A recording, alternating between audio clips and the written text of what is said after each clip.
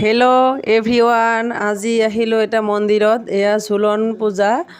এয়া পূজাত অলপমান সেৱা জনালোঁ। লগতে মোৰ দুজনী বান্ধৱী আছে, পূৰা হাঁহি আছে। মন্দিৰত ইহঁতকো লৈ আহিলোঁ। এতিয়া আমি প্ৰসাদ খাব বহিছোঁ। তো প্ৰসাদ খাই পেলাই আমি যাম আজি এইটো আমাৰ আজি ৰাখী পূৰ্ণিমা। তো ৰাতি ৰাখী বন্ধনৰ কাৰণে বজাৰ কৰি আহিলোঁ। এতিয়া আহি পেলাই এয়া ভণ্টি দুজনী দাদাক ৰাখী পিন্ধাই আছে। তো এতিয়া মই ৰাখী পিন্ধাব লৈছোঁ দাদাক। তো এয়া দাদাক পূজা কৰি আছোঁ। কিন্তু আৰু এটা কথা দেই, আৰু দাদা বহুত আছে, ইহঁতক বহুত মিছ কৰি আছোঁ। যিহেতু লগ নাপালোঁ, মোৰো এনেকুৱা টাইম নহয়, মোৰো ডিউটি থাকে। তো ৰাতিহে টাইম, এতিয়া বাজিছে 8।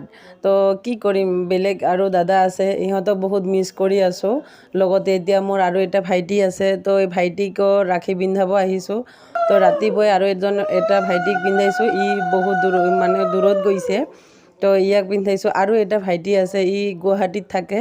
তো ইয়াকো বহুত মিছ কৰিছোঁ। তো কি কৰিম, উপায় নাই।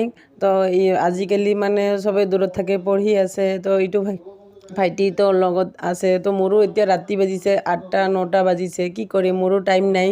এনেকৈ আজি ৰাখী বন্ধনৰ কাৰণে অলপমান ভিডিঅ' আগবঢ়ালোঁ।